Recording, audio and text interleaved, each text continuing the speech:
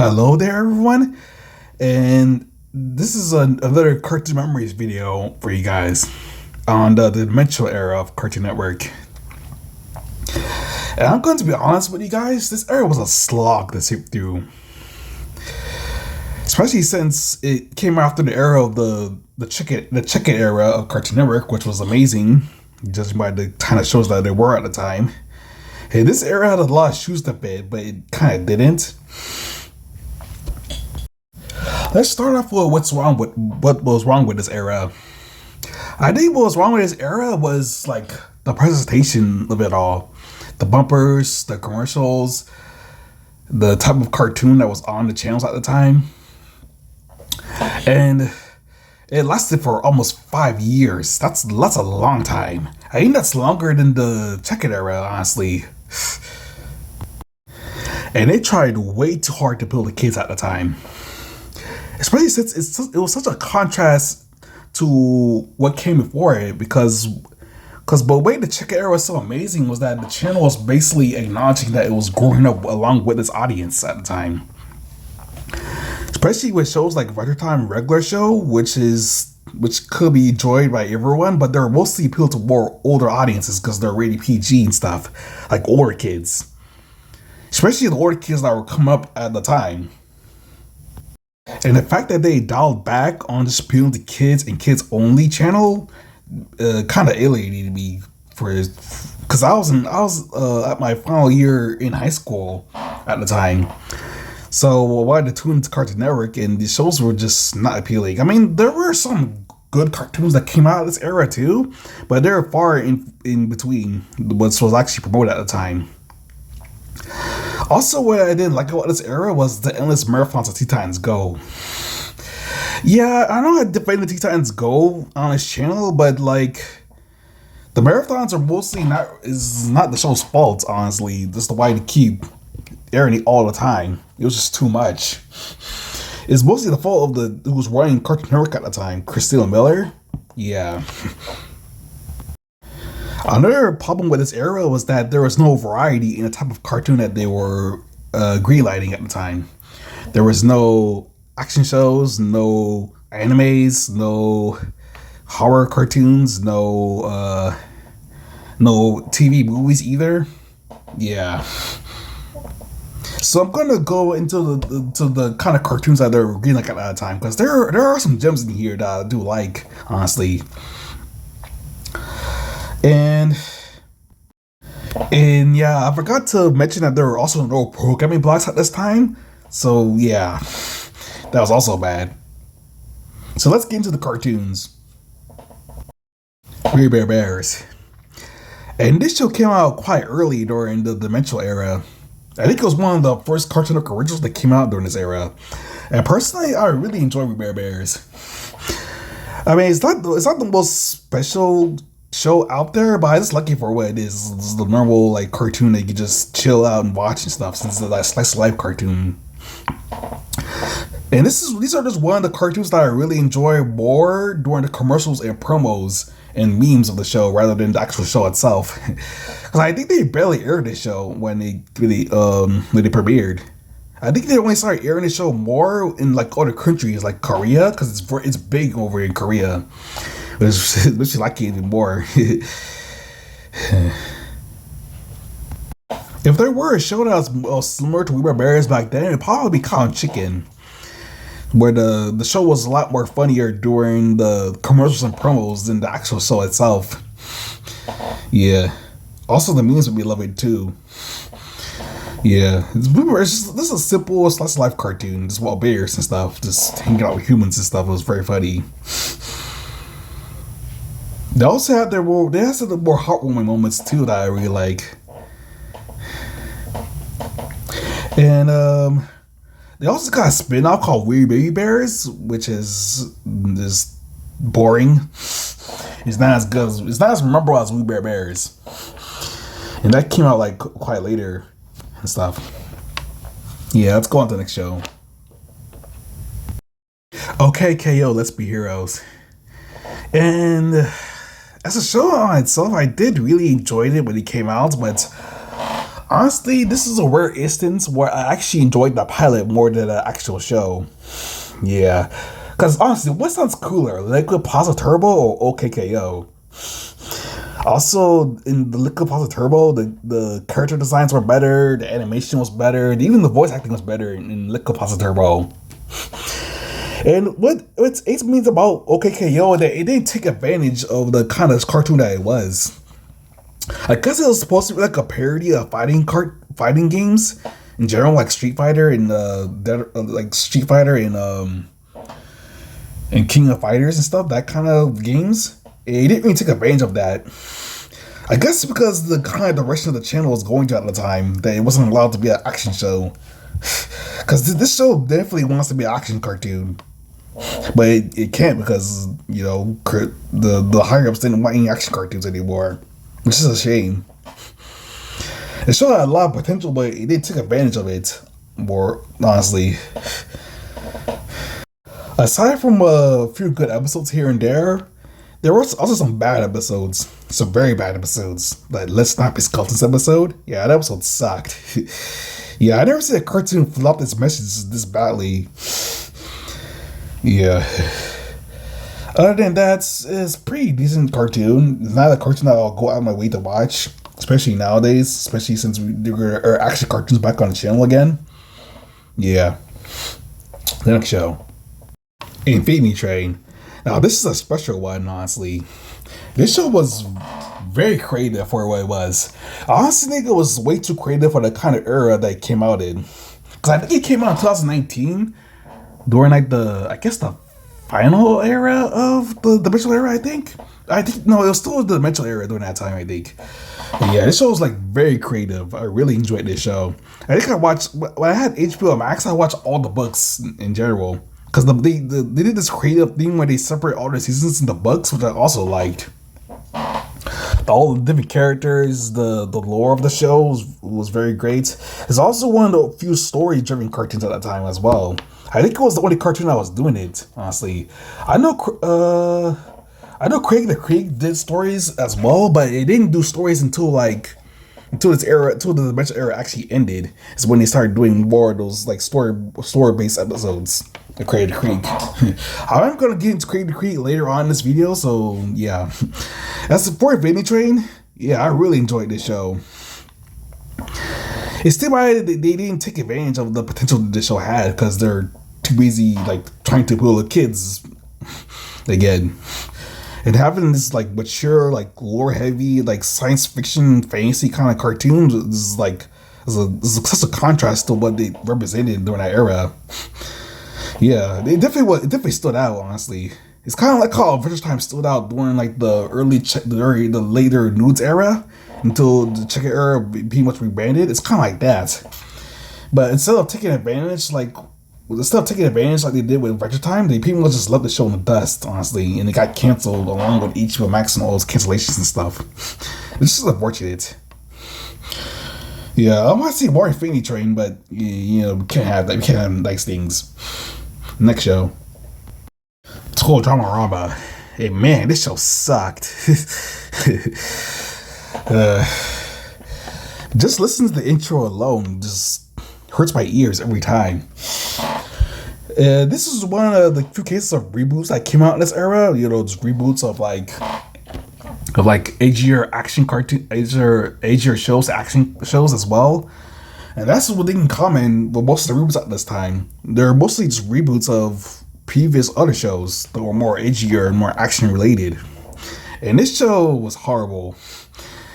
Yeah, no one asked for this show, honestly. Especially since it pretty much represented everything about that era. They've done trying so hard to appeal to kids. Like a taller show. especially since people watch This Is Cartoon Network, not Nick Jr. I don't think this show even fit on Nick Jr. either, because Nick Jr. had quality shows like Paw Patrol and like Dora the Explorer. Stuff that I actually remember and enjoyed. When I was a kid. Yeah, I don't think any kid grew up watching and loving Total Drama Rama. Yeah. I mean, I didn't watch the show as much because I used to just skip it because the intro just Is the intro was just annoying. I didn't want to watch it. Yeah, there's also like weird like humor that plagued Toriyama for years. You know, the disgusting humor, the about fart fetishes and stuff. That was nasty. The moment they introduced the fart berry, yeah, this show's garbage. Weird fetishy crap like that. And this is plaguing like Toriyama Island for years now. I mean, I already got tired of Toriyama Island due to the endless iterations. But by the time Toriyama All Stars came out, I was already sick and tired of Toriyama Island. Honestly, this is a series that never ends. Yeah. So to the next show, Craig of the Creek, and now this show's awesome. Honestly, I think this was the closest thing I got to the good childhood memories I had when I was a kid watching Cartoon Network during this time. Especially since the show was so different compared to the other shows that were airing at the time. Yeah. It also had a special like feeling that I had for Phoenix Train, but this time it's like a slice of life cartoon. And this show is very special because it's like this this pretend fantasy land of like the creek. The creek itself is like this pretend fantasy land for like kids to be these awesome characters and stuff. There's so many memorable characters in this show. Craig, JP, Kelsey. There are other characters too, but I don't remember their names because the main. I do remember the main trio most oftenly. Kelsey be my favorite character. Her like inner dialogues just cracks me up every time. Also, JP kind of reminds me of Ed from Ed and Eddie, that lovable oaf dumb character. I mean, he even looks like Ed sometimes. Honestly, that's why he was the inspiration for the design. It was pretty cool. And Craig himself being a cool character too. Yeah. In terms of the show itself, like I said before, like these are like it's like childhood fantasy, like that you fantasize areas that you really enjoy. Like it's kind of like when we used to go to the playground. We used to imagine like the playground as a castle and stuff. And like that pretend fantasyland aspect of it. Yeah, especially since it's so normal compared to other shows that when something does crazy happen, it's like, oh, that happened. This we like it even more. Yeah, yeah. So that's been Craig of the Creek. So next show, Mighty Magic Swords, and this show aged like milk. Probably due to the controversy with its creator, which I'm probably gonna mention it later. But as the show itself, it's not really that memorable of a show. It pretty much tried to do like the Fin Sword gag in Adventure Time, but not as cool. Yeah. Not to mention that the show moves at 200 miles per hour with that 11-minute format, which is hard to keep up with. And speaking of the swords itself, there's no way you actually use any of these swords in an actual fight, honestly. I guess, at least with the Fin Swords, they're like actual swords that Fin can use in an actual fight. Yeah, why bother watching Mighty Magic Swords if you can watch Adventure Time, which does it like a lot more funnier, a lot more serious, a lot more creative. As for the controversy, unfortunately, the creator of Mighty Magic Swords got arrested for CP, which is awful. Yes, CP is just awful and disgusting. Don't look it up. Yeah. So as in terms of the show itself, not really that memorable to me, honestly. Maybe in terms of separating the show from its creator, as a show on its own, yeah, not really inspiring. So the next show. Speaking of shows that age like milk, the Powerpuff Girls 2016, and this show was horrible. Yeah, it represented everything that I didn't like about this era of Cartoon Network. A show that tried way too hard to appeal to kids. So it had like a lot of questionable creative decisions in this show. Like very questionable stuff. Stuff that will raise eyebrows. especially since they got a lot of controversies during this time as well. Because, well, for one thing, people didn't ask for Pop-Up Girls to come back, and plus two, they removed key characters that were important on the show, and they introduced characters that no one asked for. Also, the creepy undertones of this show also didn't age well. Yeah, a lot of like fetishy stuff that shouldn't be in kid shows. And I'm not talking about like adult like fetishy stuff like that you see in SpongeBob, like adult jokes that like done for comedy purposes. I'm talking about like creepy, like creepy stuff. You know, like stuff that you will like kink shame someone for. Yeah, that was in the show. Yeah. I think I didn't like about this show either is that the girls themselves didn't fight crap at all in the show. It was pretty much aside from the creepy stuff, it was also boring too. You kind of question why did they bother to bring back Pop-Up Girls? I guess the higher ups at the time wanted to capitalize off of the success of Pop-Up Girls, but they did it without what made Pop-Up Girls popular in the first place. Like what made people cool with kids during those times. Because Pop-Up Girls technically appeal to everyone. That's at least the original show. Yeah, anyone can watch it. Boys, girls, teenagers, adults. Everyone enjoyed the original Pop-Up Girls. In order just to alienate the audience and just appeal to kids for this Pop-Up Girls reboot also was a problem as well. Yeah. I guess I mostly just watched the reviews of this cartoon. It didn't really air that much on Cartoon Network, probably due to the controversy to begin with. Yeah, I guess it was mostly airing Titans Go and OKKO, cartoons like that. So maybe a few reruns of Steven Universe, but yeah, there's no variety on the channel at the time. Yeah. Also, the outdated memes in this show as well also raised some eyebrows. Like, why are there memes in this cartoon? Yeah, this show is just a special kind of bad. They had outdated memes for like RageCon memes from 2008 in this show. The No Me Gusta meme? That was like a RageCon meme from like 2008. So they had it in this show and they tried to appeal to kids? Most kids don't know what that is. Also, the creepy writer that shipped himself with Blossom in the show as a little kid, it was also creepy as well. Like it's the same thing with Mighty Magic Swords. Why are these people writing cartoons now? That was the main problem. It's kind of like it's like Ursula Gates kind of crap. Yeah, it's everything that was wrong with Ursula Gates in this cartoon. And unlike what Ursula Gates did to YouTube, this show just vanished off the face of the planet. Honestly. Yeah, I guess it didn't really affect Cartoon Network that much because the ratings weren't really that great. Because again, no one asked for Pop-Up Girls to come back.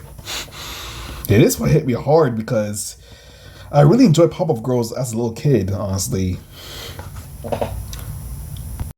they're rebooting Pop-Up Girls in 2026, like next year, and hopefully it's good. Because I mean, I heard that the Kramer Kraken's back on the show. Also, the channel also has better leadership this time. Also, it's going to be a story-based show, which is also just new compared to the episodic episodes, which is pretty cool, honestly. So I'm just looking forward to that. Hopefully, it's not as terrible as this show was. Yeah. Yeah. And yeah, that's been the cartoons, at least the notable ones of that era. Yeah. And I just did not want to watch Cartoon Network at this time. Which is kind of unfortunate because Cartoon Network was like the last few channels that I actually enjoyed on cable. And it's how the channel was drop off this hard was like problematic for me. Especially since I just stopped watching cable all in general during this time. I just watched YouTube instead because YouTube had more than what I wanted.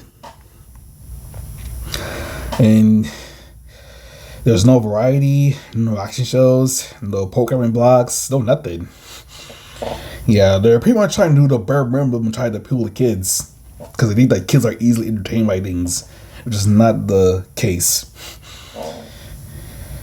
I mean, maybe if you're like a very young kid, you probably easily entertain. But in terms of like older kids in general, this it's not like Cartoon Network is like Nick Jr. or anything. Yeah, the higher ups pretty much turned Cartoon Network to Nick Jr. But even worse, because at least Nick Jr. has like shows that I won't be. At least it has shows that they can show to kids at least, and kids will enjoy. Unlike the terrible shows that came out during this time. I know there are shows like Cricket the Creek, Infinity Train, and We Bare Bears that I actually liked, but these shows weren't as promoted as one of those other shows that came out late, the reboots. Yeah. They weren't as promoted as the reboots. The reboots were horrible. Yeah, trying to fix things that didn't need to be fixed, honestly. So that's been my cartoon memories on the Dimensional era. Yeah, I want to make more of these cartoon discussion videos too, and hopefully this channel gets more noticed, Cardi X channel, because I want to do more variety of videos. But I can't do that on my art channel in general because that's my Cardi Cartoons channel is mostly specifically like art and animation. But with this channel, it's mostly like a variety channel where I'm able to do whatever I want, honestly. Yeah.